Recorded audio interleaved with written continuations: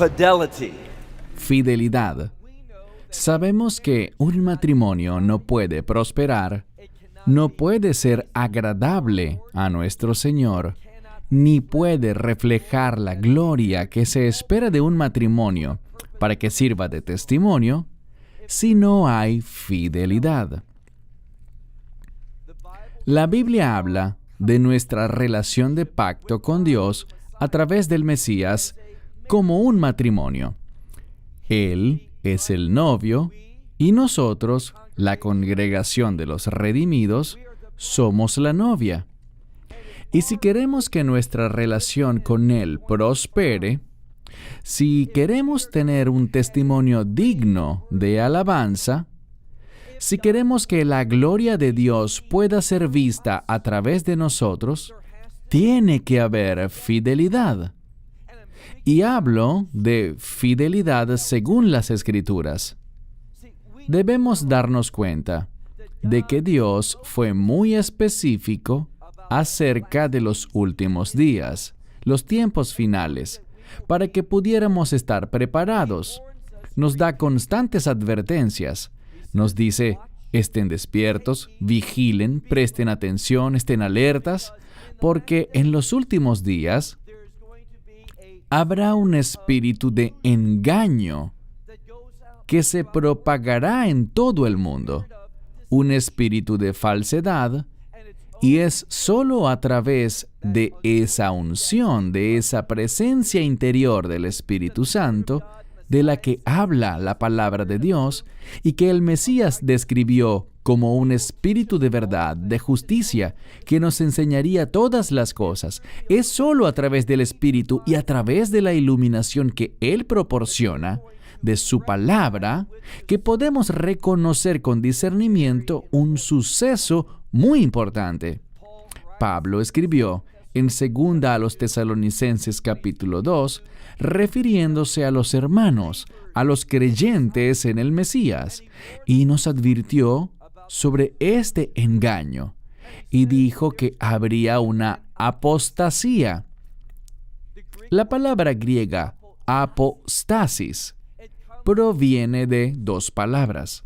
El término istamai, estar de pie, y la palabra apo, que significa desde. Es una frase que significa abandonar.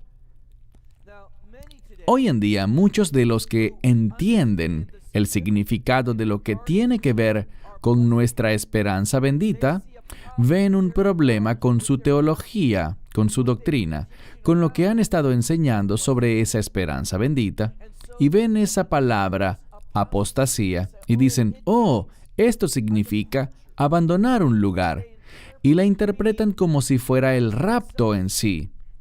Pero hay un problema. Cuando esa palabra aparece en otros pasajes de la Escritura, por ejemplo en Hechos 21:21, siempre se refiere a abandonar lo que es bueno, lo que es verdadero, para ir hacia lo que no es bueno, hacia lo que es falso.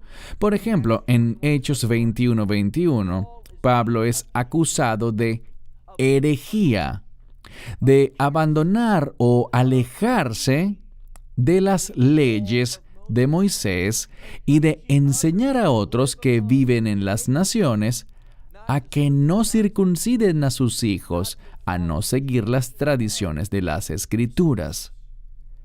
Esa es una falsa acusación, por supuesto. Él está siendo acusado de un abandono, de una apostasía.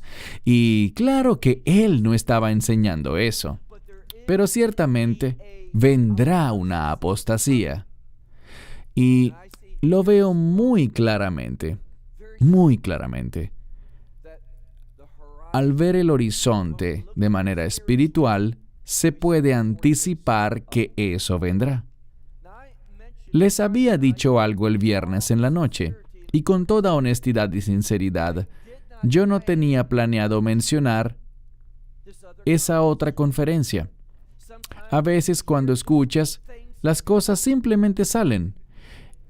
Y quiero que se den cuenta de que la gente que está allí hablando, a muchos los conozco y los considero mis amigos. servidores igual que yo. Pero algo alarmante está pasando y a veces debemos decir las cosas. No podemos dejar que la amistad, las relaciones de trabajo, interfieran o comprometan la fidelidad de la palabra de Dios. Y quiero ser, y así me lo aconsejaron, por tanto, eso haré. Quiero ser muy específico. No quiero que nadie se vaya de aquí confundido acerca de mis intenciones. Mencioné que debemos ser flexibles porque lo que sospecho es que esto tomará un poco más del tiempo normal, pero eso está bien, porque en este momento vamos a combinar la primera y la segunda sesión en una sola, de modo que tendremos un estudio completo esta mañana. Vamos a salir a tiempo, eso le aseguré al gerente, así que será un estudio, pero será un poco intenso. Aquí en mi mano tengo mi celular y voy a entrar a un sitio web que tiene información sobre esa conferencia. Y reitero, son buenas personas. Es una organización que muchas veces he elogiado y recomendado en el pasado. Y eso no significa que ellos y yo estamos de acuerdo en todo, pero los veía bien firmes. Pero por sus asociaciones, por esas personas con quienes están ministrando, lo que están enseñando, estoy profundamente alarmado y entristecido. Seamos muy específicos. ¿Cuál es el problema? Bien, lo veremos en un momento. Voy a citarlos. Esto se refiere a una conferencia y cito textualmente: Israel y el avivamiento mundial que se aproxima. Y eso suena genial, pero la pregunta que debemos responder es: ¿habla la Biblia, en sus propios términos, y seré específico, de que habrá un avivamiento mundial a la luz de lo que ellos dicen? ¿Y qué dicen ellos? Los voy a citar nuevamente. Acompáñenos en nuestra reunión para develar uno de los grandes, y usa esta palabra, misterios. Uno de los grandes misterios de la Biblia. Debemos ser específicos, porque hay misterios en la Biblia. Pero no conozco que esa palabra se use en relación con un avivamiento mundial en el contexto que ellos describen aquí. Y digo esto porque estoy leyendo que dice: queridos amigos, la cosecha más grande que el mundo haya conocido jamás, palabras rimbombantes, la cosecha más grande que el mundo haya conocido jamás, nos espera. Bueno, yo quisiera que ese fuera el caso. Esto no es solo una ilusión, sino que leo que dice, esto es una profecía bíblica. Y bien, ¿dónde está la profecía? Bueno, ellos mencionan una escritura, pues la Biblia dice en Romanos capítulo 11, un capítulo muy significativo, la Biblia dice en Romanos capítulo 11, verso 12, esta es la profecía, que cuando el pueblo judío acepte el Evangelio, eso llevará a un avivamiento que opacará al libro de Hechos. Ahora bien, ¿es eso cierto? Bueno, examinemos las escrituras que han sido citadas. Veamos en Romanos capítulo 11, ese capítulo tan crucial relacionado con Israel y una promesa muy importante referente a Israel y lo que sucederá cuando el pueblo judío llegue a la fe. Bien, Leeremos Romanos capítulo 11 y quisiera empezar por hacer un pequeño preámbulo con el versículo anterior. Romanos capítulo 11, verso 11. Voy a traducir esto de una manera muy literal. No creo que la traducción aquí sea un problema. Está bastante claro. Mis palabras pueden ser un poco distintas, pero el significado estará en concordancia con lo que ustedes tienen. Versículo 11. Por lo tanto, yo digo,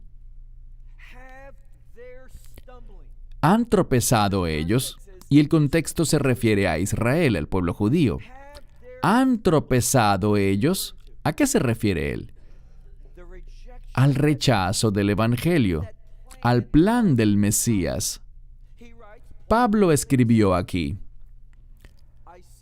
a ustedes les digo, ellos han tropezado a fin de que cayeran, es decir, es cierto, es teológicamente correcto creer que ese rechazo de Yeshua, ese tropiezo con el Evangelio, llevará finalmente a su caída, es decir, a que ellos sean finalmente, eternamente rechazados. Eso fue todo. Dios reemplazará a Israel por la iglesia y las promesas del pacto de Dios, sus palabras proféticas, ya no son relevantes. Y sabemos la respuesta a eso. Pablo lo dijo muy claramente. Él dijo una palabra, una frase que normalmente está bien traducida en la Biblia. Dios no lo quiera. Literalmente, eso nunca pasará. Es lo que dice en griego. Y todos estamos de acuerdo. Este grupo también está de acuerdo con eso. No hay controversia en absoluto. Pero luego Pablo escribió, pero su transgresión, y de nuevo, es la transgresión, el gran rechazo que hace Israel del Evangelio. Dice, pero su transgresión, ese rechazo, escribió Pablo, es la salvación de las naciones. Esas son buenas noticias, porque por este rechazo, bueno, de no haber sido así, grandes cosas se habrían logrado, pero Dios siempre es fiel. Vean, esto es lo que debemos entender. Dios, como soberano, escogió a Israel para usarlos y que fueran ellos una bendición para las naciones. Eso no es revocable. Pablo dice eso en otra parte.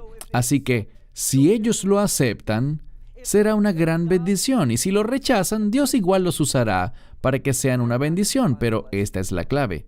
Ellos no hallarán bendición en eso. Ellos no. Así son las cosas. Dios dice, los usaré para un propósito. Si lo aceptan, ustedes también serán bendecidos. También tendrán la recompensa de la fidelidad. Pero si no es así, Dios igual es libre de lograr su propósito, pero por su rebeldía, por su transgresión, no experimentarán el bien que Dios buscaba darles.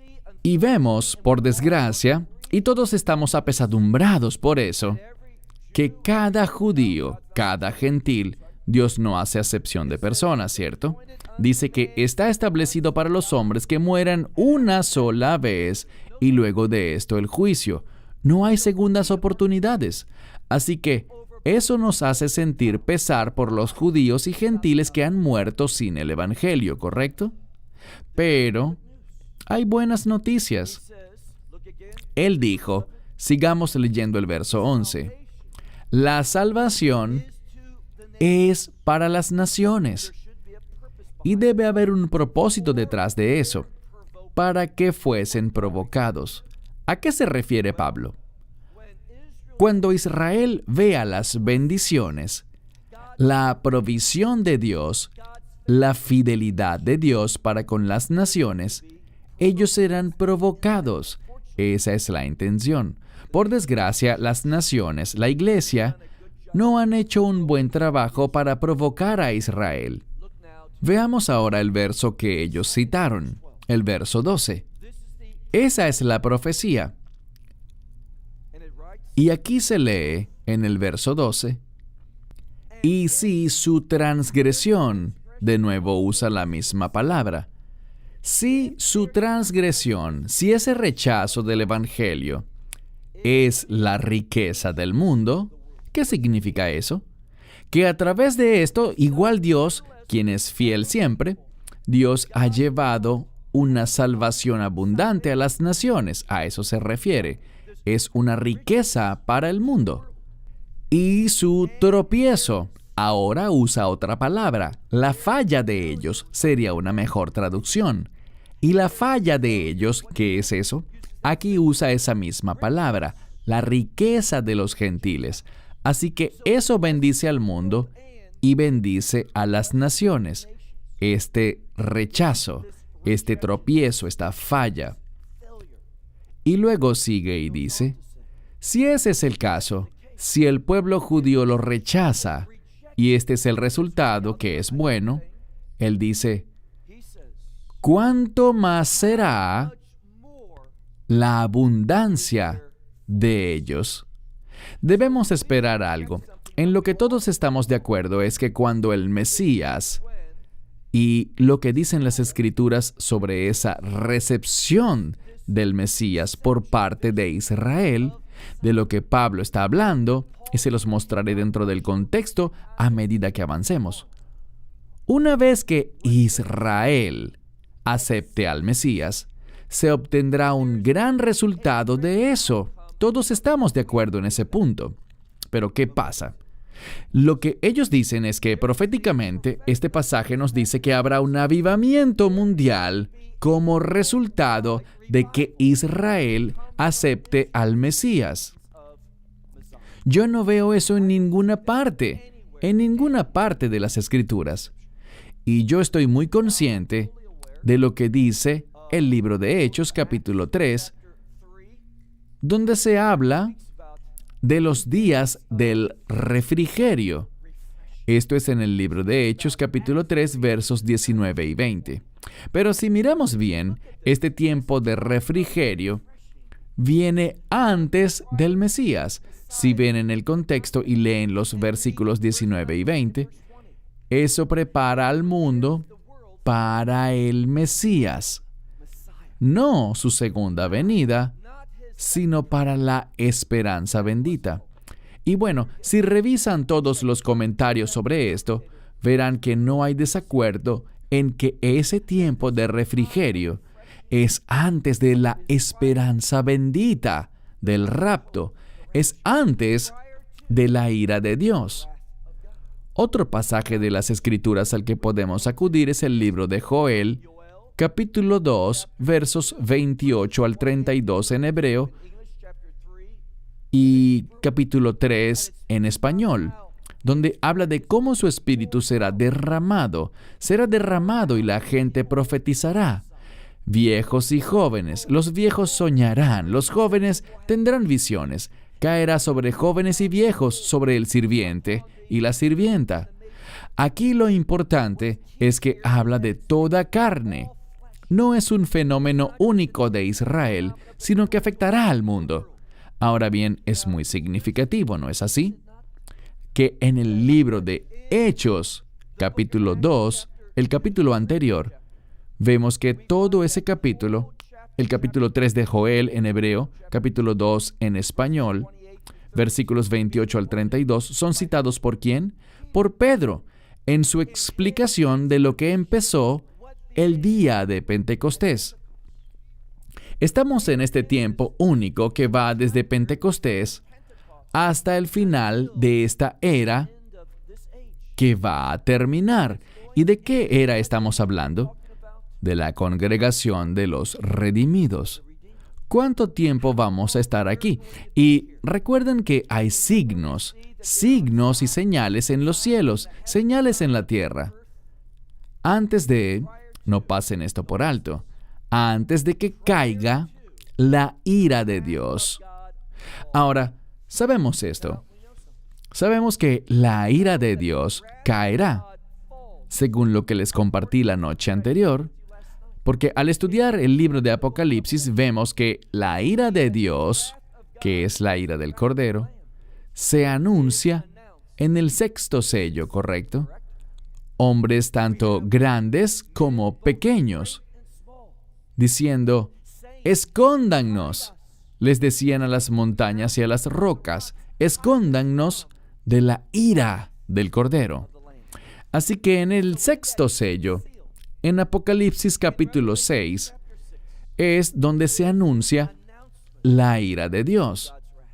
Es inminente, pero no sucede porque al pasar al capítulo 7, los ángeles se preparan para dañar la tierra, es decir, volcar la ira de Dios, y hay otro ángel, ¿correcto? Léanlo. Apocalipsis 7 dice que antes de que caiga este juicio, sale un ángel y detiene a esos otros ángeles que van a dañar la tierra con el juicio de Dios, y les dice, no hagan nada hasta que pasen dos cosas. La primera es con Israel y las 12 tribus. Hay un proceso de sellado. ¿Por qué? Bueno, debemos recordar algo. Dice la Biblia que Israel sufrirá mucho en lo que se conoce como gran tribulación.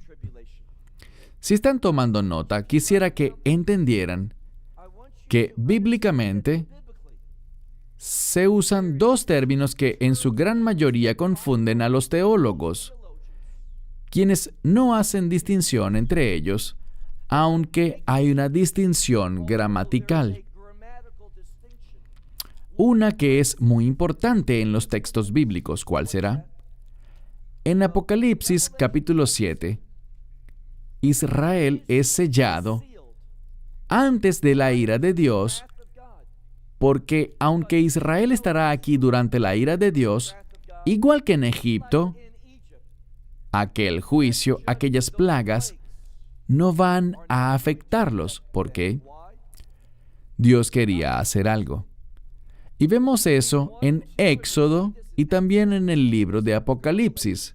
Hay una gran similitud entre estos dos eventos.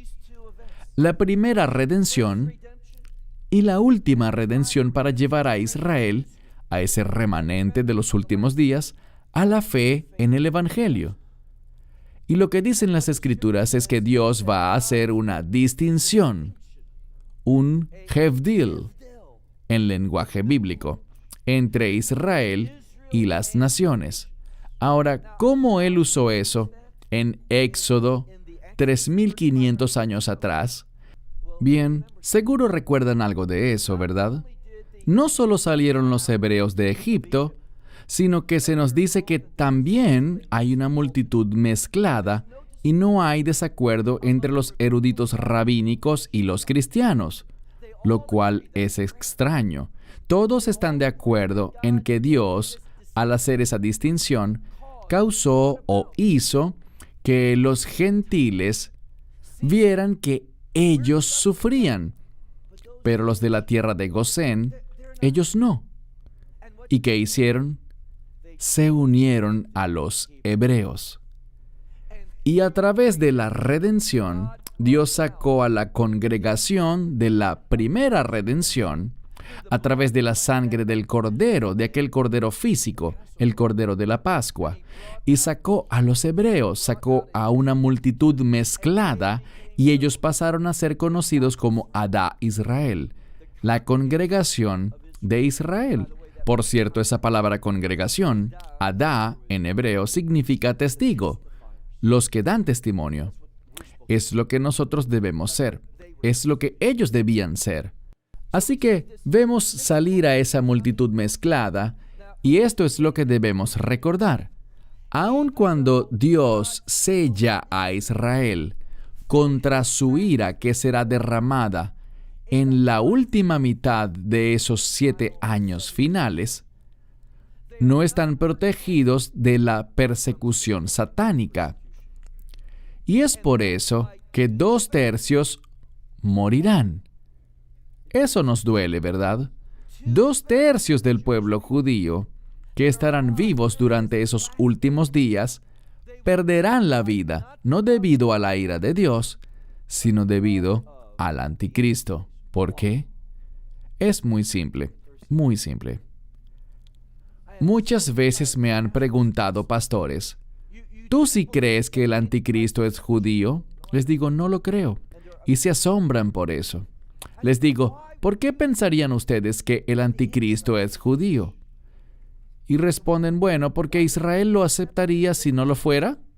Y yo los reto a que encuentren en alguna parte de las Escrituras un versículo que siquiera insinúe que Israel aceptará al anticristo como el Dios viviente. No. Cuando ocurra la abominación de la desolación, ¿qué es eso? Bueno, sabemos lo que es porque Daniel lo menciona inicialmente en Daniel 9, pero él lo aclara, lo define en Daniel 11, y dice que habrá alguien que se exaltará a sí mismo, se magnificará a sí mismo por encima de todo Dios, de modo que se autoproclamará como Dios. Ese es el anticristo. Y luego el apóstol Pablo toma ese pasaje de Daniel 11 y lo usa en la segunda a los Tesalonicenses capítulo 2. Lean cuando puedan los versos 3 y 4. Segunda a Tesalonicenses 2, versículos 3 y 4, donde Pablo lo cita y dice que habrá alguien, y en esto no hay desacuerdo, que será hijo de perdición, o sea, de la destrucción, el hombre sin ley, es decir, los que están en contra de la verdad de la Torá. Ese es el anticristo. Y él entrará en el Neos. ¿Qué es eso? El lugar santísimo. Puede que en sus Biblias diga que entrará al templo, pero no dice eso. Esa sería la palabra griega gerón, y la que está escrita es neos, que significa santuario en referencia al lugar santísimo. Y se exaltará a sí mismo y dirá, yo soy Dios, adórenme.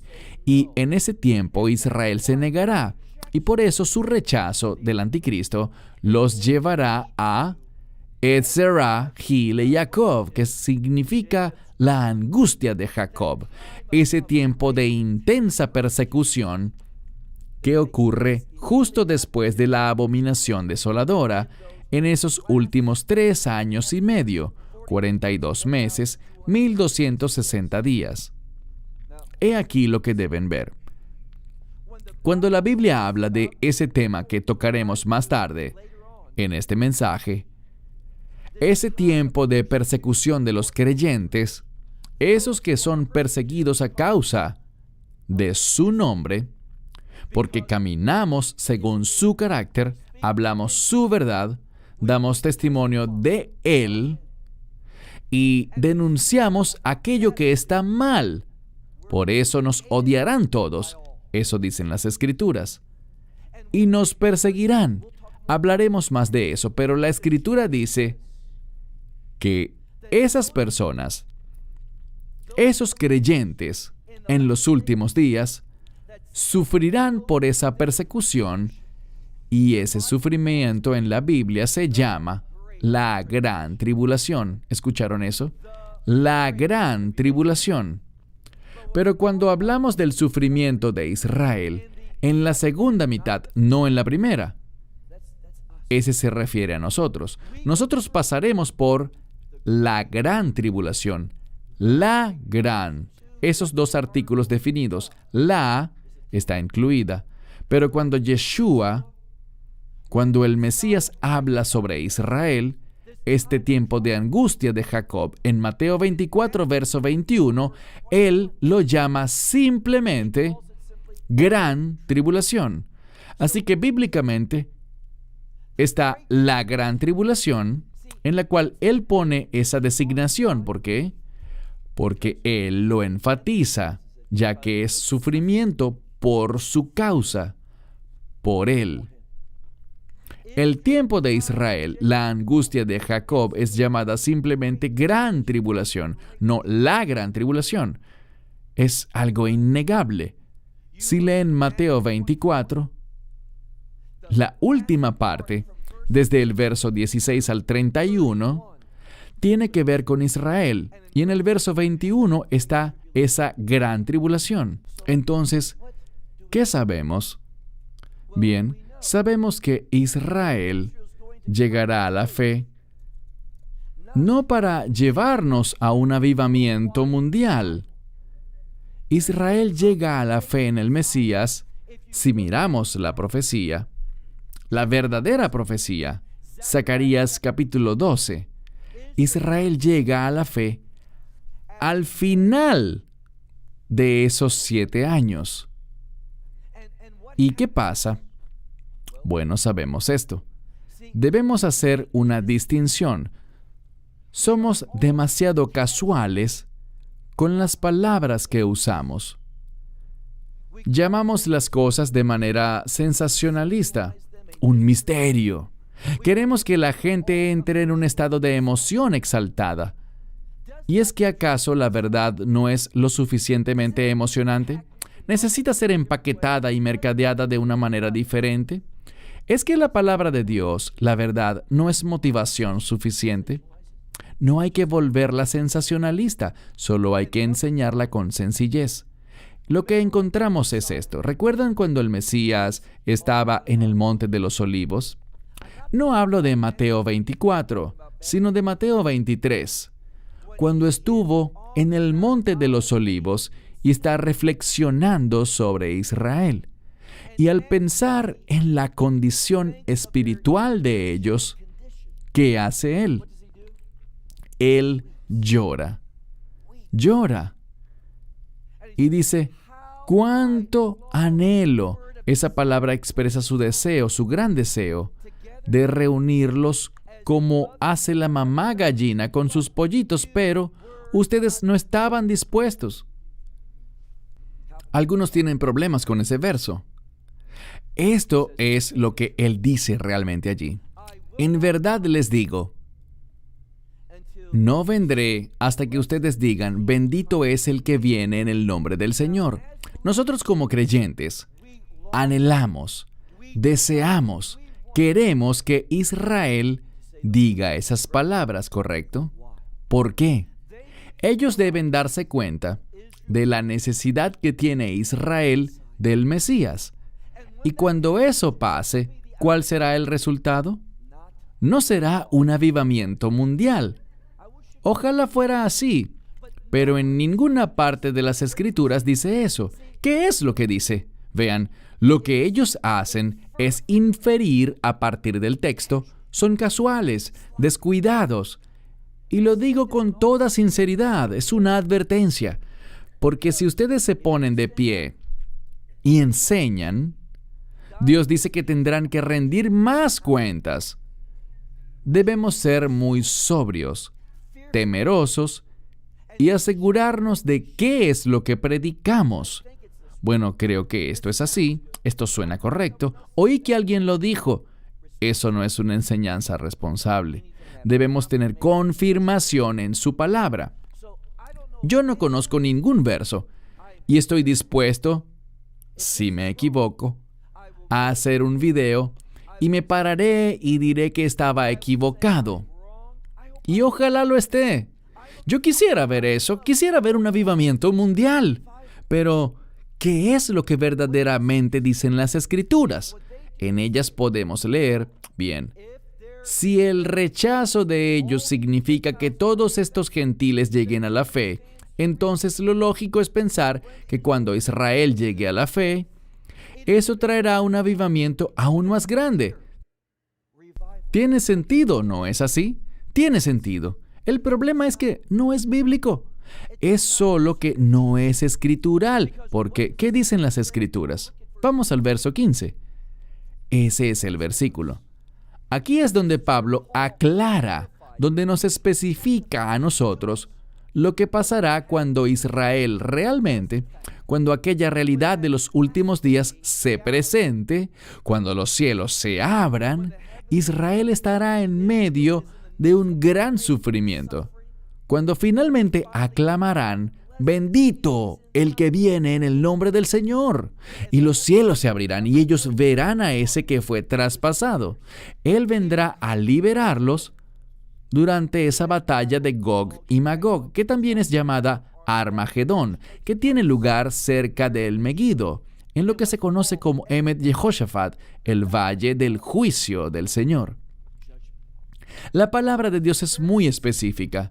Veamos el versículo 15. Y esta es la razón. El trasfondo bíblico, hacer un estudio profundo, Si le preguntan a cualquier rabino ortodoxo, les daré la prueba de esto. Mencioné a Maimónides ayer, ¿correcto? Maimónides escribió 13 principios del judaísmo, ¿correcto? Y por cierto, cada sidur que he visto, al final del servicio Shakarit, el servicio matutino, es tradición leer esos 13 principios de la fe del judaísmo. Y verán que agrupa 2 de ellos. Uno es que nosotros creemos en la venida del Mesías con una fe completa, y aunque esa venida se retrase, la vamos a esperar cada día. Y lo siguiente que ellos ponen al lado de la venida del Mesías es la fe en la resurrección. ¿Y por qué hacen eso? Ellos entienden bien la profecía. Cuando venga el Mesías, y estamos hablando de su segunda venida, habrá una resurrección. Y siempre, recalco esto, siempre que hay una referencia a la resurrección, lo que viene a nuestra mente es el reino. Cuando vemos los evangelios, ninguno de los discípulos, ninguno de ellos creyó que el Mesías resucitaría de entre los muertos, ¿correcto? Solo había una santa mujer que creyó que él iba a morir. Nadie más, aun cuando él se los dijo una y otra vez. Voy a Jerusalén para la Pascua. Al oír Pascua, se nos deben venir 2 ideas a la mente: muerte y redención. Pascua es igual a muerte. Debe venir la visita de la muerte a la casa, ¿cierto? Durante la Pascua, veamos en Éxodo, cuando Dios dijo, la muerte se avecina y pueden experimentarla de 2 maneras distintas. Bien sea con la muerte del Cordero de la Pascua, él debe morir, o la muerte del primogénito. Pero la muerte visitará todas las casas, de cualquier manera. Así que la Pascua se relaciona con la muerte, pero también con la redención. Y cuando hablamos de resurrección, eso debe hacernos. Recuerden que ellos no creyeron en la resurrección, no tenían expectativas reales de reino. Eso es lo que enseña el cristianismo y es correcto. Ellos no creyeron en la resurrección del Mesías. Ninguno fue a la tumba el primer día de la semana para ver si él estaba vivo. Pero él lo dijo. Dijo, yo iré a Jerusalén, seré traicionado, seré condenado. E incluso dijo en Mateo, y seré crucificado. Pero al tercer día resucitaré. Dijo, no habrá otra señal excepto la señal de Jonás. Como Jonás estuvo dentro del pez 3 días y 3 noches, yo estaré en el vientre de la tierra 3 días y 3 noches, y luego resucitaré.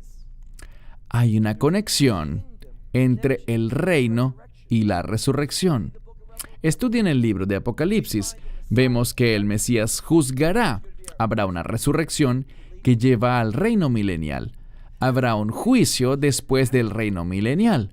Habrá una resurrección y después la nueva Jerusalén. La resurrección y el reino van de la mano. ¿Por qué lo digo? Veamos el verso 15. Cada vez que tomamos una sola escritura, esta es la razón por la cual este grupo está aceptando esta enseñanza. Porque ellos se han alineado con un grupo que es conocido. No hay una organización formal, pero uno de sus líderes dice que lo que estamos experimentando es una nueva reformación apostólica. Y lo que enseñan es esto. Ellos dicen que debido a esta nueva reforma apostólica, en la que ellos se dan a llamar a sí mismos como apóstoles, de hecho, 2 de ellos estuvieron en Nazaret con un líder cristiano muy alejado de Dios y firmaron un documento que levantaron y dijeron, esta es una nueva era apostólica y aquí hay 2 apóstoles para Israel. Eso es muy peligroso, estarse llamando uno mismo así. Les pregunto, ¿hay apóstoles? Seguro. Hay gente que es enviada, pero no apóstoles en el sentido de aquellos 12 apóstoles. Esa conferencia en Jacksonville se celebra en Celebration Church. El pastor de allí está tratando de entrar en este movimiento y uno de los requisitos es ser un apóstol, haber visto al Mesías, haberlo conocido. Así que de manera muy conveniente, adivinen quién se le apareció a él hace unos meses. Jesús. Y ahora él tiene sus credenciales. Yo también soy un apóstol. Eso es muy problemático. Vean lo que dice la Escritura. Versículo 15. Esto es lo que podemos esperar cuando Israel, y eso pasará en los últimos días, al terminar esos 7 años finales. ¿Qué vendrá? No será un avivamiento mundial, sino que esto es lo que dice la palabra de Dios. Romanos 11, verso 15. Porque si el rechazo de ellos, mismo contexto del verso 12, si el rechazo de ellos es la reconciliación del mundo, veamos la implicación. ¿Cuál será el resultado de su abundancia? ¿Qué nos dice esto? No dice avivamiento mundial. Dice que el resultado será vida de los muertos, ¿correcto? Vida de los muertos. ¿Es una referencia a qué? A la resurrección. A la resurrección. Y lo que Pablo está diciendo es que cuando Israel diga, bendito el que viene en el nombre del Señor, cuando la nación de Israel, los que están en esa tierra, cuando ellos vean que el Mesías viene a librarnos, ellos van a recibirlo, tal como lo dice Zacarías 12. Y por eso es que viene, para establecer el reino. El tiempo para el avivamiento mundial en esta dispensación se acabó. Su regreso, la recepción de Él por parte de Israel cuando venga por segunda vez, no hablo de la esperanza bendita, sino de la segunda venida. Cuando eso pase, cuando Israel se enderece finalmente, tendrá lugar el reino de Dios. Podemos seguir leyendo en el libro de Romanos, ¿sí? Porque Pablo lo aclara completamente. Él habla sobre el olivo, ¿correcto? Ahora bien, el árbol del olivo no es Israel. El árbol del olivo representa al reino de Dios, a la familia. Podemos usar el término Israel para el árbol del olivo si entendemos el término Israel correctamente. Déjenme darles un ejemplo. Romanos 9, verso 6 al final. No sabemos ese verso, donde Pablo está diciendo que no todos en Israel son Israel, ¿cierto? No hay dudas ni desacuerdos. Él está usando el término Israel de dos maneras distintas.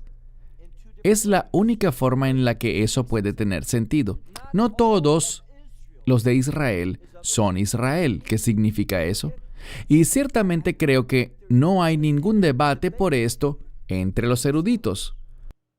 Cuando él dice, no todo Israel, y usa la palabra Israel la primera vez, se está refiriendo al pueblo judío. Cuando dice la palabra Israel la segunda vez, se está refiriendo al pueblo del reino. Uno de los usos de la palabra Israel, y esto lo vemos en Génesis capítulo 28, verso 3. Génesis 28, 3, donde dice que Israel no será un Adá, sino un Cajal, una congregación de una multitud de pueblos. Así que Israel, desde la perspectiva del reino, estará conformada por muchas naciones, ¿correcto?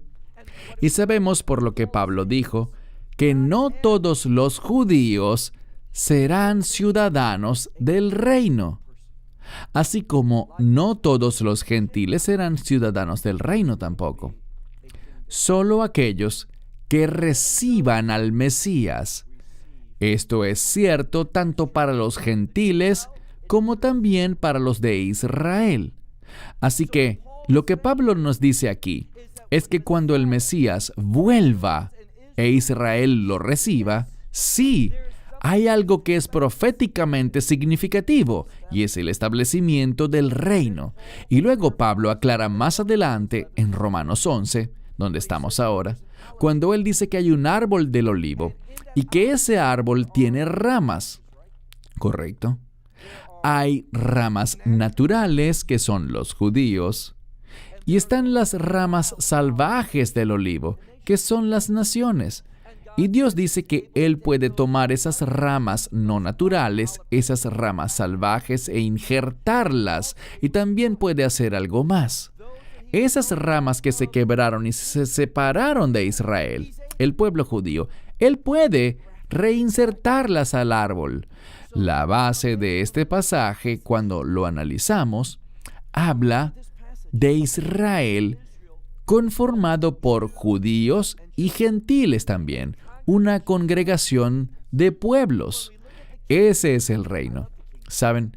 Yo amo el reino, porque está hecho de toda raza, nación, idioma, tribu. Veremos gente de todos los idiomas, de todos los colores. Si alguien es intolerante o racista, no pertenece al reino de Dios. Todos esos pueblos diferentes que son unificados, que se vuelven un solo pueblo por la sangre, como dijo Don, por el poder de la sangre del Mesías. Así que Pablo sigue hablando hasta llegar a un versículo muy importante que ha sido muy mal interpretado. Y luego todo Israel será salvo. La gente usa ese verso de manera incorrecta. La frase todo Israel será salvo solo tiene que ver parcialmente con el pueblo judío, solo una parte. Para ver lo que Pablo dijo aquí, hay que leer el contexto. No es difícil, solo se necesita leerlo lentamente, anotar las cosas, investigar términos y definiciones. La palabra de Dios es muy consistente. Cuando entiendes bien un pasaje, eso te prepara para el siguiente, que a su vez te prepara para el que le sigue a ese. Y al ir creciendo en la palabra de Dios, ellas no están ocultas, no son un misterio, son sorprendentemente claras y específicas. Y lo que Pablo dijo es que el endurecimiento había sucedido en parte, ¿correcto? Siempre ha habido judíos en el reino, creyentes en distintas épocas.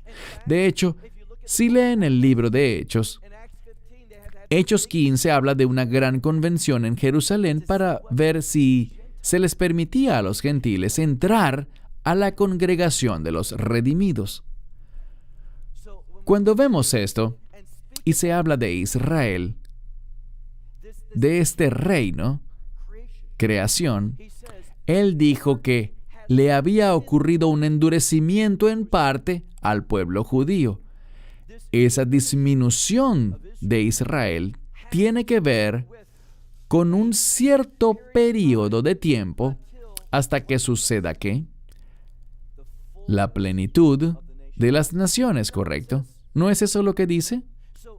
De modo que el endurecimiento de Israel por su incredulidad, por querer establecer justicia en sus propios términos, fue lo que dijo Pablo.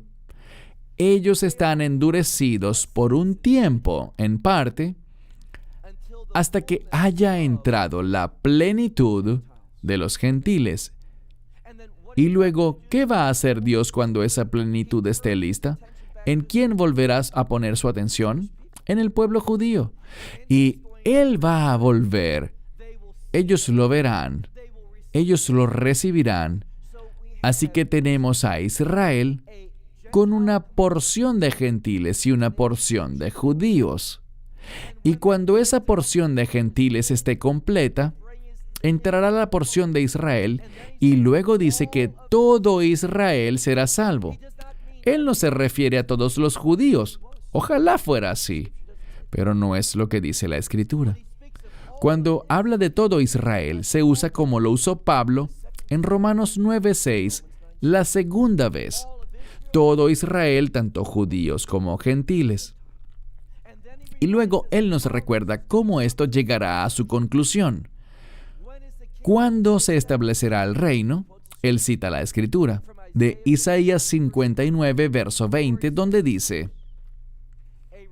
un Redentor vendrá de Sión, y Él quitará el pecado de Jacob. ¿De qué nos habla esto? No hay debates al respecto. El Mesías vendrá en los últimos días para redimir al pueblo judío. Ellos serán redimidos por la vista cuando lo vean a Él. Esta es, entonces, la explicación. ¿Cuándo será salvo todo Israel? En los últimos días, cuando esa porción final de Israel, el pueblo judío, llegue a la fe a través del Mesías, ese que viene de Sión, con el propósito de perdonar y lidiar con los pecados de Israel. Y vemos una y otra vez que viene el Mesías, y es ahí cuando Israel será salvo. ¿Y qué pasa después? El reino. Y de nuevo, digo esto públicamente, esto se subirá a internet. ¿Cierto, Gary? Lo pondremos al aire. Si alguien puede encontrar una escritura que diga: no, cuando Israel sea salvo va a ocurrir un avivamiento mundial, entonces yo grabaré otro video diciendo: fui un engañador, dije algo que era falso, me arrepiento públicamente, igual que esos que hablan falsedades sobre las 4 lunas de sangre, así como ellos deberían hacerlo. Debemos entender que esto es algo serio. Están engañando a la gente. Y antes de ir al pasaje al cual quiero que vayamos, quiero que recordemos algo. Lo que realmente me motivó a compartir esto son las horribles, ¿es ese un buen adjetivo? Las horribles asociaciones que los de Revive Antiquón tienen con falsos maestros. Lo siento, puede que ellos me agraden, puede que me asocie con ellos y los vea como hermanos, pero cuando ellos se asocian con individuos que están tan alejados de las enseñanzas bíblicas sanas y que consienten expresiones y manifestaciones que según ellos son del Espíritu Santo, pero que yo sé que eso no es de Dios, porque donde está el Espíritu Santo hay edificación, hay rectitud. Yo los pongo en duda. Pudiéramos mostrar en pantalla unos ejemplos de eso y dejar que ustedes decidan. Hace pocas semanas, mi esposa subió un par de videos porque yo me sentía afligido por eso, al igual que ella. Pero yo pensé, como se lo dije a Mitchell y a Israel, y les pregunté, ¿pueden hacer esto? Me sentí abrumado. No dejen que esas expresiones demoníacas, porque eso es lo que son, entren en este lugar. Creo que por eso Don sintió la necesidad de orar del modo en el que oró. No queremos eso. Ustedes pueden verlo. Si quieren, búsquenlo en YouTube. NAR, que son las siglas en inglés de Nueva Reforma Apostólica.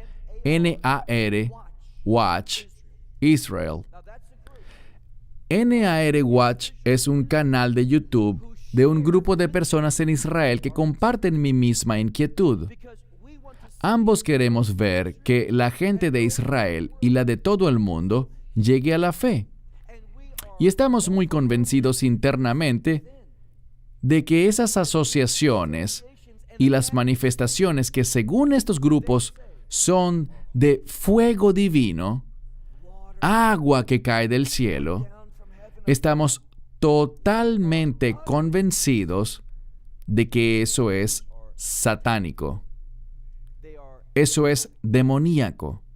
Y no debemos asociarnos con esos grupos que enseñan y practican esta clase de falsedades. Donde está el Espíritu Santo, hay edificación. Tomen sus Biblias y busquemos el libro de Lucas. Lucas capítulo 21. Haremos esto rápidamente para recordar. Tenemos 2 reportes y quiero dejar un tiempo prudencial para esas personas. Pero sí quiero que miremos uno de estos pasajes brevemente. Lucas 21, iniciando con el versículo 12. Verán, esta escritura es similar, pero algo distinta a Mateo 24. Y al verla, nos damos cuenta de que tiene un orden distinto, porque lo que sabemos es lo siguiente. Cuando leemos Mateo 24, dice que habrán guerras y rumores de guerras, conflictos étnicos, nación contra nación, terremotos, hambrunas, pestes, todo tipo de inestabilidad. Y dice que luego perseguirán a los creyentes, en ese orden. Pero noten lo que dice aquí. Se habla de estas cosas que acabo de mencionar: guerras, rumores de guerras, terremotos, pestes. Y luego dice en el verso 12, pero antes de todas estas cosas, hay que tener cuidado porque la palabra griega pro normalmente significa antes, en un sentido cronológico. Pero muchos eruditos, y pueden investigarlo, yo lo hice, la mayoría de los eruditos entienden que lo que él dice ahí no es cronológico porque sería incongruente con lo que dice en Mateo 24. Cuando dice, antes de todas estas cosas, no está hablando en un sentido cronológico, sino en un nivel de importancia. Para el Mesías es más importante el que seas perseguido por tu fe que un terremoto o que una peste. Esto es importante para Él porque nosotros sufrimos en su nombre. Es nuestro testimonio, uno que Él puso en nosotros, lo que causa ese sufrimiento. Así que Él dice aquí, antes de todas estas cosas, queriendo significar que eso es de la mayor importancia para Él. Antes de todas estas cosas, ellos les echarán mano a ustedes. Ellos van a agarrarnos con un propósito. Por encima de todas estas cosas, ellos les echarán mano a ustedes, los perseguirán y los entregarán a sinagogas y cárceles. Ahora bien, la palabra sinagoga sale en todo el Nuevo Testamento, pero debemos darnos cuenta de algo. Si le preguntan a un historiador en Israel, uno religioso, ¿dónde estaba la primera sinagoga? Solemos pensar que una sinagoga es una casa de adoración judía, ¿correcto? Pero el término sinagoga no es hebreo, es griego. Sin agoge, y significa lugar de reunión. Y hay una discusión sobre cuál fue la primera sinagoga de todas. Si fue Masada o Gemela. Y eso fue mucho después del tiempo de Yeshua. ¿Y cómo puede ser esto? Bueno, es muy simple. Están hablando de las sinagogas como nosotros las entendemos, como un lugar dedicado a la casa de Israel, la casa de Judá, donde se reúne el pueblo judío a rendir adoración, con el propósito de leer la palabra de Dios, orar. Pero al ver el Nuevo Testamento, cuando dicen sinagoga, se refieren a un lugar de reunión como un centro comunitario. Y una de las cosas que se hacían en las sinagogas eran juicios.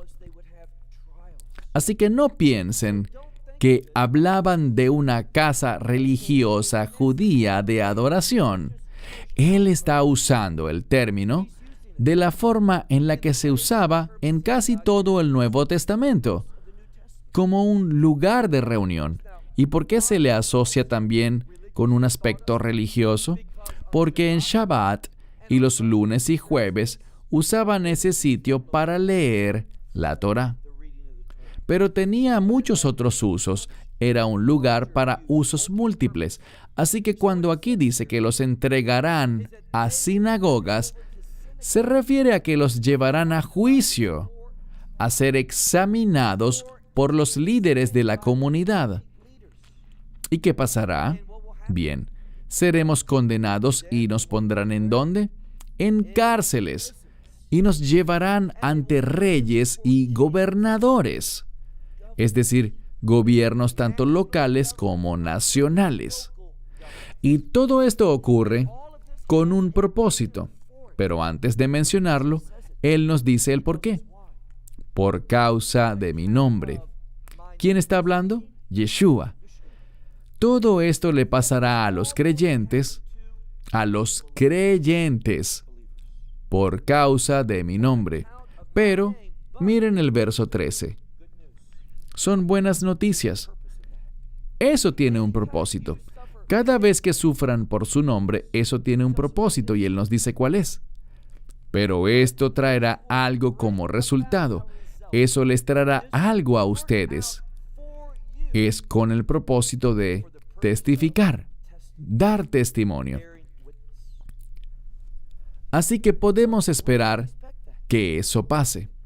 Yo diría que no es la salvación de Israel lo que llevará a mucha gente a la fe.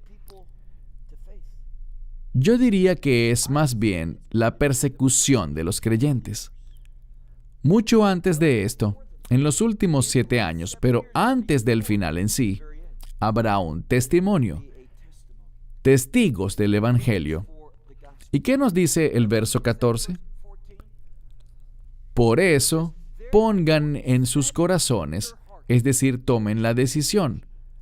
Pongan en sus corazones o tomen la decisión de no predeterminar, no premeditar sobre su defensa.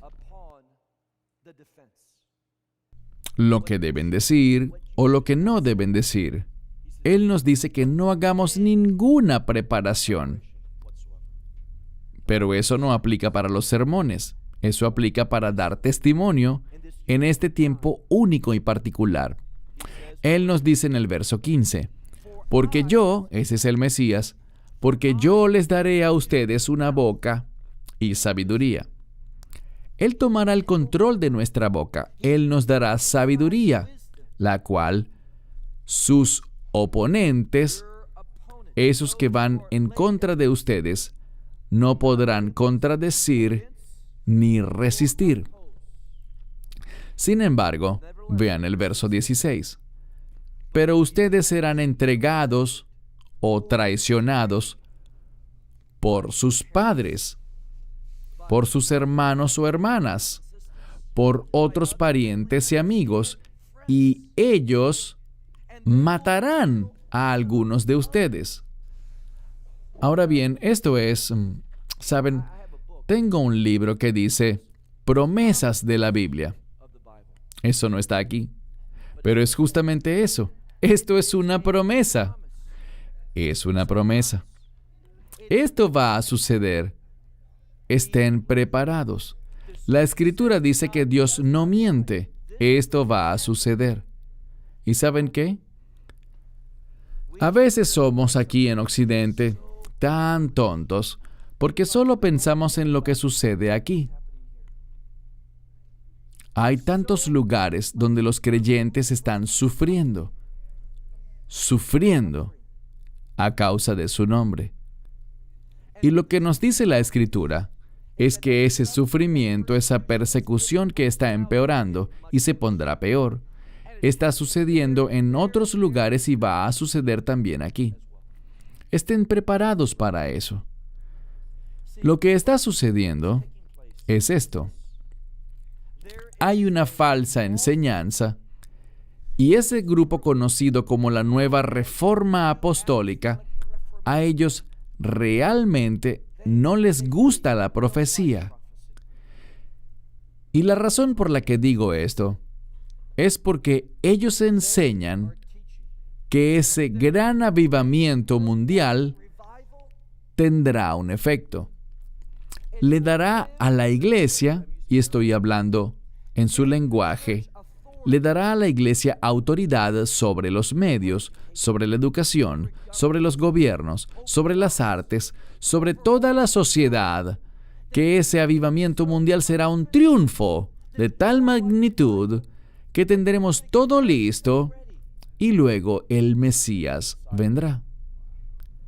Es decir, que ellos creen que esas escrituras que compartí con ustedes, que lo que el Mesías pensó, no sucederá. Ellos quieren ver todos esos pasajes y decir que se trata de lo que pasó en el año 70 después de Cristo. La profecía de ellos es que estamos en el borde de un nuevo derramamiento del Espíritu Santo que traerá la transformación de este mundo. Pero recuerden lo que nos enseñó el Mesías en el contexto de los últimos días que mencionamos ayer. Él dijo que aquellos que quisieran salvar sus vidas, la perderán. No vemos ninguna parte en las Escrituras que diga que en los últimos días las cosas van a ser tan perfectas por la iglesia que el Mesías vendrá y dirá, ya todo está listo. No. Podrían decir que la novia se preparará ella misma, sí. Ella lucirá adornada debido a la persecución que sufrirá. Nosotros debemos evitar cometer el error que cometen los rabinos en la actualidad. Y es que ellos miran las profecías y dicen que hay escenarios, y que los que son escenarios malos, Dios los canceló, y solo quedan profecías buenas. Muchos en la iglesia están aceptando esa idea.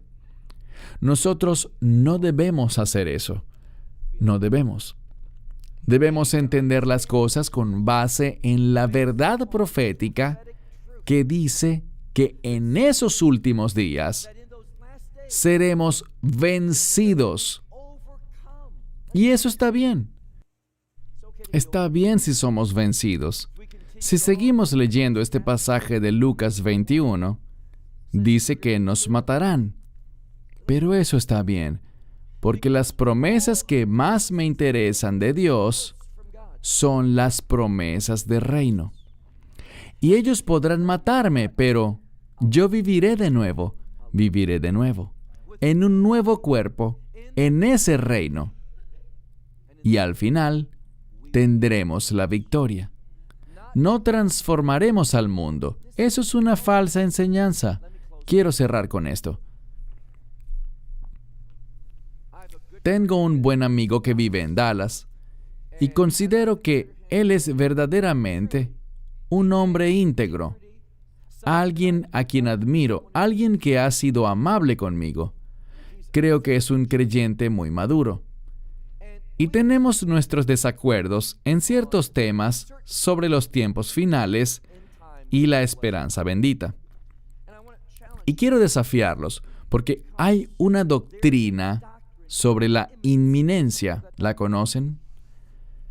La doctrina de la inminencia dice que la esperanza bendita, el rapto, puede pasar en cualquier momento.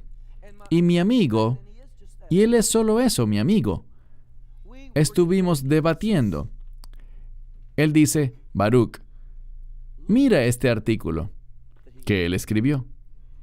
Me dice, mira esto, tengo 10 versículos que demuestran, que prueban que la esperanza bendita del Mesías es inminente.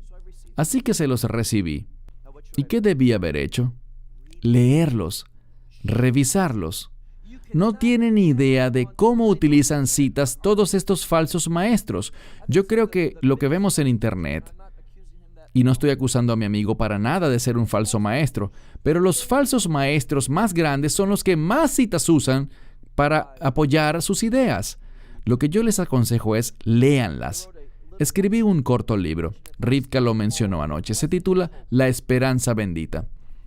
No digo esto porque quiero que lo compren, sino que lo digo porque allí analizo esos 10 versículos que él mencionó. Y no solo él, Esos son los que la gente cita en la doctrina de la inminencia. Los invito a que los lean y vean si realmente dicen algo sobre su regreso supuestamente inminente. La respuesta, amigos míos, es no.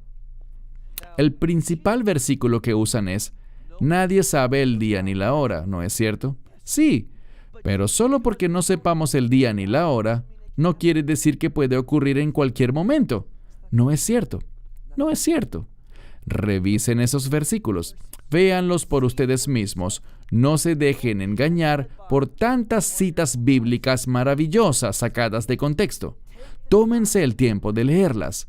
Se sorprenderán, y mucho, de lo que realmente dicen y de lo que no dicen.